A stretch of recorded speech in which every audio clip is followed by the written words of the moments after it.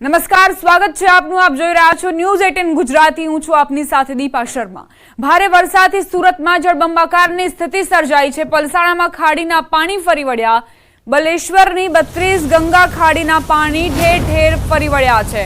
રાજહંસ ટેક્સપાના વિસ્તારમાં ઘૂંટણસમાં પાણી ભરાયા. રાજહંસ ટેક્સપામાં કામ કરતા કામદારોને ભારે હાલાકી પડી રહી છે. ઘૂંટણસમાં પાણીમાંથી નીકળવા માટે કામદારો મજબૂર બન્યા. 32 ગંગા ખાડીનું પાણી ફરી વળતા રાજહંસ ટેક્સપા પાણી થઈ ચૂક્યું છે. સતત મેઘરાજા શું વરસ્યા ત્યારબાદ ખાડી ઓવરફ્લો થતા આસપાસના વિસ્તારમાં પણ પાણી ફરી વળ્યા છે. પલસાણામાં ખાડીના પાણી ફરી વળ્યા. રાજહંસ ટેક્સપાના વિસ્તારમાં ઘૂંટણસમાં પાણી ભરાયા છે.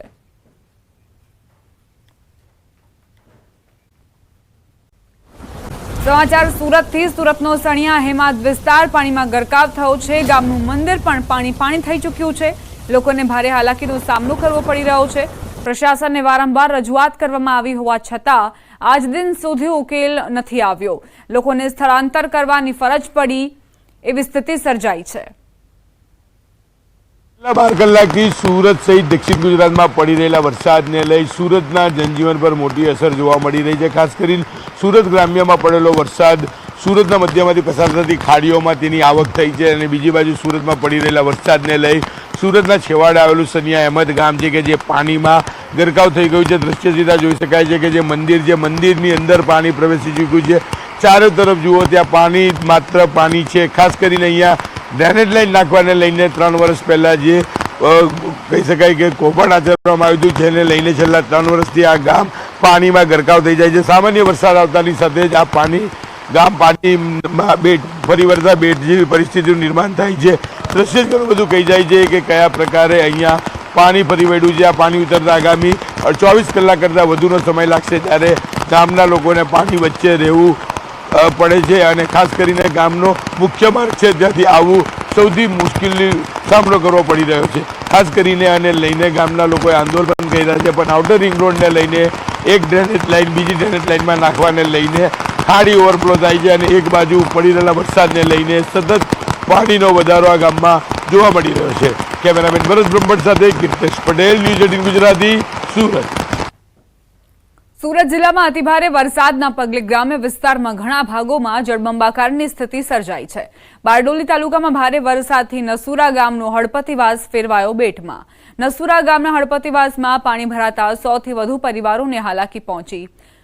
હળપતિવાસમાં રહેતા લોકોને દવાખાને તેમજ સ્કૂલે જતા બાળકોને મુશ્કેલીનો સામનો કરવો પડી રહ્યો છે. જેવા રસ્તાઓ આપણા ઓવરટોપિંગના લીધે બંધ કરેલા છે અને દરેક જગ્યાએ આપણે જીઆરડી જવાનોને પણ મૂકેલા છે અને સમગ્ર વહીવટીતંત્ર અત્યારે એક્શન મોડમાં છે અને ગ્રામ્યજનોને આકસ્મિક કારણો સિવાય બહાર ના જવા માટે પણ અમે અપીલ કરેલી છે. નસુરામાં ફળિયામાં પાણી ભરાયેલું છે એટલે અત્યારે અમે લેવા આવેલા છે, પરંતુ કોઈના ઘરોમાં અત્યારે પાણી નથી ભરાયેલું. રસ્તા પર પાણી ભરાયેલું છે એટલે ગ્રામ પંચાયત સાથે અને સરપંચ અને તલાટી અમારા અહીંયા જ છે, જીઆરડી જવાન પણ તૈનાત છે કે લોકોના પાણીમાં ના જવા માટે અમે સૂચનાઓ આપી રહ્યા છે. અત્યારે એક જ ફળ્યું છે જેમાં 70 થી 75 જેટલા ઘરો છે, સંપર્ક વિહોણા છે. અત્યારે સ્થળાંતરની સ્થિતિ ક્યાંય પેદા નથી થયેલી, પણ અમે એક્શન મોડમાં છીએ કે જો જરૂર લાગશે તો સ્થળાંતર કરાવીશું.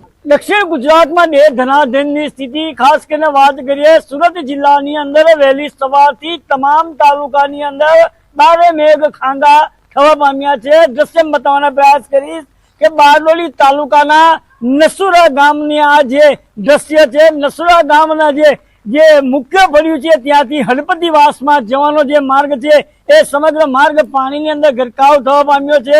દ્રશ્યની અંદર જોઈ શકો છો કે કેરસમાં પાણી ભરવા પામ્યા છે. આ જે હળપતિવાસના 100 થી વધુ પરિવારના લોકો આ ગામના આ મોહલ્લાની અંદર વસવાટ કરે છે ને દ્રશ્ય અંદર જોઈ શકો. ખાસ કરીને આ જે લોકોએ કોઈ અન્ય વૈકલ્પિક માર્ગ પણ નથી, આ જ રસ્તા પરથી અવર જવર કરવાની નોબત આવી છે. અને ખાસ કરીને આ જે ગામ છે એ કુલ વસ્તી 970 જેટલા લોકોની અહીં રહીશોની વસ્તી છે. જ્યારે આ ગામને ખાસ કરીને જે માર્ગ બંધ થવાથી વહીવટી તંત્ર દ્વારા પણ હાલ જે સચેત કરવામાં આવ્યા છે. આપણી સાથે સ્થાનિકો જોડાયા છે, સ્થાનિકો સાથે વાત કરવાનો પ્રયાસ કરીશું. ઘણો ટાઈમ થઈ ગયો. આ મેઇન રોડ અમારો એક જ રસ્તો છે, આ જોવા એક જ આવા જવાનો રસ્તો એક જ અમારો. કોઈ માંદું પડે મૂકે તો પણ આ જ રસ્તે જવું પડે. હા, આ જ રસ્તે જવું પડે. કંઈ બી પ્રોબ્લેમ હોય તો અમારે આ જ રસ્તે જવું પડે. કોઈ બી પ્રોબ્લેમ હોય કે કોઈ એક્સપાયર થઈ ગયું હોય, કંઈ ડિલિવરી પ્રોબ્લેમ હોય કે કોઈ બી પ્રોબ્લેમ હોય તો અમારે આ જ. તો આ તો સ્થાનિકો જણાવી રહ્યા છે, ખાસ કરીને ખાડીપુરની સમસ્યાને લઈને ગામના હળપતિવાસની વિકટ પરિસ્થિતિ બનવા પામી છે. ખાસ કરીને સ્થાનિકો જણાવી રહ્યા તે મુજબ કે 108 જેવી ઇમરજન્સી પ્રભાવિત થયેલા વિસ્તારોની અંદર જઈ શકી નથી. કેમેરામેન સ્મિત રાઠોડ સાથે કેતન પટેલ, ન્યૂઝ 18 ગુજરાતી, નસુરા, સુરત. સુરત જિલ્લામાં બારે મેઘ ખાંગા થયા છે. બારડોલી પંથકમાં અવિરત ધોધમાર વરસાદ ખાબક્યો. બારડોલી સ્ટેટ હાઈવે પાણીમાં ગરકાવ થયો. બારડોલીથી કદોડ જવાના માર્ગ પર પાણી ભરાઈ ગયા. બારડોલી કડોદ સ્ટેટ હાઈવે જળમગ્ન થયું છે. ઘૂંટણસમાં પાણી ભરાયા છે. ગુજરાત સરકારના હવામાન ખાતાએ દક્ષિણ ગુજરાત ઉપર આપ્યું છે રેડ એલર્ટ. રેડ એલર્ટની પગલે સરકારની આગાહી સાચી પડતા દ્રશ્યો સામે આવ્યા છે. ખાસ કરીને સુરત જિલ્લાની અંદર તમામ તાલુકાઓમાં વહેલી સવારથી અતિથી અતિ ભારે વરસાદ વરસી રહ્યો છે. આ દ્રશ્યો જે તમે જોઈ રહ્યા છે, બારડોલીથી કરોડ માર્ગ જવાનો સ્ટેટ હાઈવે છે. એ સ્ટેટ હાઈવે હાલ પાણીમાં ગરકાવ થવા પામ્યો છે. લોકો જીવના જોખમે વાહન પસાર કરી રહ્યા છે એવા દ્રશ્યો સામે આવ્યા છે. તો બીજી તરફ આ જે મુખ્ય માર્ગ ઉપર આવેલી આજે વરાળ સાર્વજનિક હાઈસ્કૂલમાં પણ વરસાદી પાણી ભરાઈ જવા પામ્યા છે. જે અંતર્ગત જે શાળાના મુખ્ય આચાર્ય એ તમામ બાળકોને પણ શાળામાંથી રજા આપી દેવાની નોબત આવી છે. અને ખાસ કરીને આ જે સ્ટેટ હાઈવે પાણીમાં ગરકાવ થતા જે માર્ગ મકાન ખાતાના અધિકારી નિરાલી રાઠોડ પણ એસી ખુરશીમાં બેસીને ખાલી ફરમાન કરે છે. ક્યાંક ને ક્યાંક જયારે કોઈ ઘટના કે કોઈ જગ્યાએ પાણી ભરાતા હોય છે એવા સમય દરમિયાન કોઈ પણ જાતની ઘટનાનું નિરીક્ષણ કે પાણી ભરાયા છે એનું નિરીક્ષણ પણ કરવા આવતા નથી. આપણી સાથે એના સ્થાનિક જોયા છે, તેની સાથે વાતો કરવાનો પ્રયાસ કરશું. જી, તમારું નામ અને આ વરસાદી પાણી ભરાવાનું કારણ શું હોઈ શકે છે? એ ગેરકાયદેસર દબાણ કે ખાડી પર પૂરા શું કહેશું? મારું નામ જીતેન્દ્રભાઈ છે, હું સ્થાનિક આગેવાન છું. હવે આની અંદર એકચ્યુઅલી જોવા જ્યારે ઉપરવાસમાં જો વરસાદ પડે એના લીધે દર વર્ષે આ પ્રોબ્લેમ છે. દર વર્ષે પાણી ઉપરવાસમાં જે વરસાદ પડે એના લીધે આવે છે અને અહીં ભરાવો થાય છે. અને બાજુમાં સ્કૂલ છે, સ્કૂલમાં બી પાણી ભરાઈ જાય છે. અને બાજુમાં આગળ જો મળે જાય તો આગળ હળપતિવાસ છે, એની અંદર બી પાણી ભરાઈ જાય. એનું કારણ છે કે ઉપરવાસનું સિંગોડ, અકોટી, બામણી એ બધાનું જે ગામનું જે પાણી આવે, જે વરસાદ પડે 2 દિવસથી વરસાદ પડે છે, તો એનું બધું જ પાણી નીચાણવાળા વિસ્તારમાં છે. અને એ પાણી અહીં ભરાવો થાય છે, એના લીધે વધારે પડતું પાણી અહીં ભરાય છે. તો આ તો સ્થાનિક જણાવી રહ્યા છે કે ઉપરવાસમાં વરસાદ અને ખાડીપુરના કારણે હાલ સ્થિતિ બેકાબુ થવા પામી છે. અને સ્ટેટ હાઈવે પાણીમાં ગરકાવ થતા વાહન ચાલકોને હાલાકી વેઠવાનો વારો આવી રહ્યો છે. કેમેરામેન સ્મિત રાઠોડ સાથે કેતન પટેલ, ન્યૂઝ 18 ગુજરાતી, બારડોલી. સુરતના કીમ 4 રસ્તાથી માંડવી રાજ્ય ધોરી માર્ગ પર ભરાયા પાણી. તડકેશ્વર નજીક પાણી ભરાતા લોકોને હાલાકી પડી.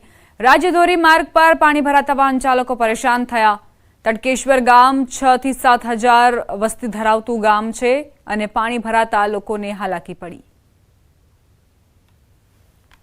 માંગરોળના કીમ 4 રસ્તા પર પાણી ભરાયા. કીમ 4 રસ્તાથી માંડવી રાજ્યધોરી માર્ગ પર વરસાદી પાણીનો જમાવડો.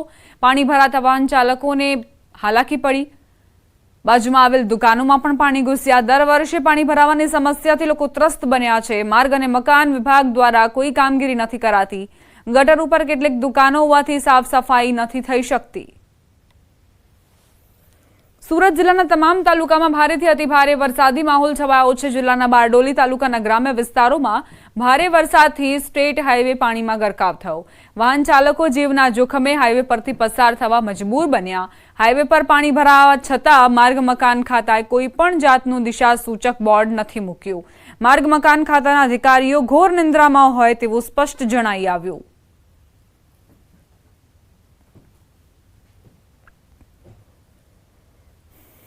અષાઢમાં અનાધારની સ્થિતિ ખાસ કરીને વાત કરીએ સુરત જિલ્લામાં ધનાધન વહેલી સવારથી જ વરસાદી માહોલ ભારેથી અતિ ભારે વરસાદ જોવા મળી રહ્યો છે.